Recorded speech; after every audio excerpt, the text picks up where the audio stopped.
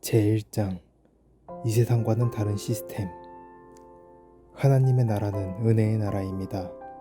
하나님에 대한 전부와 하나님께서 소유하신 모든 것이 그리스도 안에서 우리에게 제공되어 있는데 그것은 우리가 얻어낸 것이 아니라 자격 없이 받은 것들입니다. 로마서 12장 6절.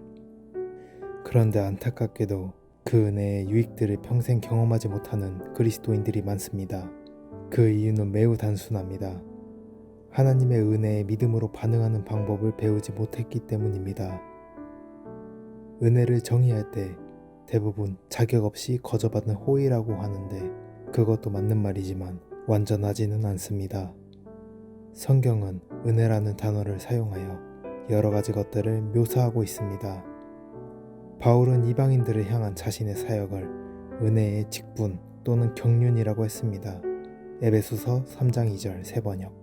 그리고 로마서에서는 은혜로 받은 은사들을 나열하고 있습니다. 로마서 12장 6절부터 8절. 사도 베드로도 각각 은사를 받은 대로 하나님의 여러 가지 은혜를 맡은 선한 청지기 같이 서로 봉사하라. 베드로전서 4장 10절 고했습니다. 이 구절에서 여러 가지로 번역된 단어는 여러 가지 다양한 형태 또는 요소라는 뜻입니다. 그렇기 때문에 은혜라는 말에는 자격 없이 거저받은 호의라는 뜻도 있지만 우리 삶에 역사하는 하나님께서 주신 재능, 하나님의 기름 부음, 하나님의 능력이라는 뜻도 있습니다. 그러니까 하나님께로부터 오는 좋은 것들은 모두 은혜라고 할 수 있습니다. 디도서 2장 11절은 은혜가 모든 사람들에게 나타났다고 합니다. 킹제임스 흠정역. 그런데 그렇다고 해서 모든 사람들이 은혜를 받아들이는 것은 아닙니다. 하나님께서 이미 공급해 놓으신 것을 받으려면 자신을 겸손하게 해야 합니다. 구원받을 때 우리는 자신을 겸손하게 했습니다. 구원을 받는다는 것은 내가 예수님을 위해 한 일이 아니라 예수님께서 나를 위해 하신 일을 받아들이는 것이기 때문입니다. 야고보서 4장 6절은 하나님께서 원하시는 대로 살기 위해 더 큰 은혜가 필요한데 그것은 자신을 계속해서 겸손하게 할 때만 가능하다고 말합니다. 그러나 더욱 큰 은혜를 주시나니 그러므로 일렀을 때 하나님이 교만한 자를 물리치시고 겸손한 자에게 은혜를 주신다고 하였느니라. 야고보서 4장 6절. 확대성경 클래식 버전 AMPC는 야고보서 4장 6절을 이렇게 번역했습니다.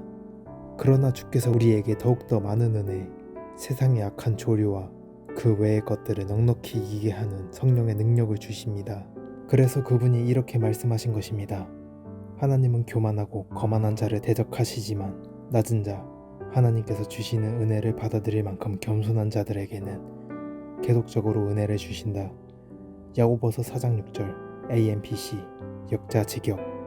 하나님께서 더욱더 많은 은혜를 주시는데 그것을 받아들일 만큼 겸손한 자들에게 주신다는 부분을 주목해 보십시오. 하나님의 은혜를 받아들이는 것에는 겸손이 요구됩니다. 그런데 더 많은 은혜를 받는 것이 가능하다면 더 적은 은혜만 받는 것도 가능합니다. 즉 하나님은 모든 사람이 은혜를 받을 수 있게 해놓으셨지만 그 은혜를 얼마나 누리며 살 것인지는 우리가 결정한다는 것입니다. 믿는 자로서 당신은 좋은 일들이 일어나길 바라고 있을 것입니다. 배우자와의 관계를 위해 기도하거나 자녀들을 위해 기도하고 있을지도 모릅니다. 건강과 부요를 약속하는 성경 구절을 붙여놓고 있거나 아니면 목사님 설교 중에 들었던 말을 계속해서 암송하고 있을지도 모릅니다. 그러나 당신에게 겸손이 없다면 하나님의 은혜가 삶 가운데 역사하는 것을 제한하게 됩니다.